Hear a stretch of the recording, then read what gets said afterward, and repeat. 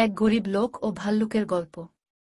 এক গরিব যার থাকার মতো কোনো স্থান নেই, খেতেও পায় না কোথাও। অনেক ঘুরে ফিরে এক বাড়িতে সাহায্য চাইল, আমাকে একটু থাকতে দিবেন। সেই বাড়ির মালিকের একটু মায়া হলো, সে বলল, অমুক এক জঙ্গলের ভেতর একটা বাড়ি আছে, তুমি যদি এক রাত কাটাতে পারো তাহলে বাড়িটি তোমার। গরিব লোকটি খুশিতে চলে গেল সেই জঙ্গলের কাছে। সেখানে গিয়ে দেখল আসলেই সুন্দর একটা বাড়ি, কিন্তু কোথাও কেউ নেই। তার পেটেও অনেক ক্ষুধা। রান্না করে পেট ভরে খেয়ে বাড়ির পেছনে ঘুরতে গেল।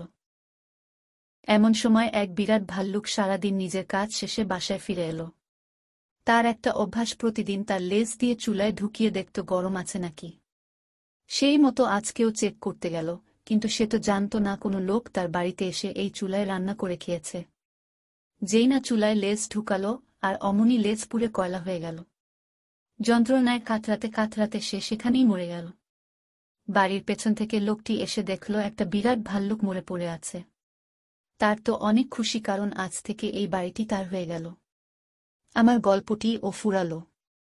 বন্ধুরা, আমার চ্যানেলটিকে সাপোর্ট করবেন, পাশে থাকবেন প্লিজ।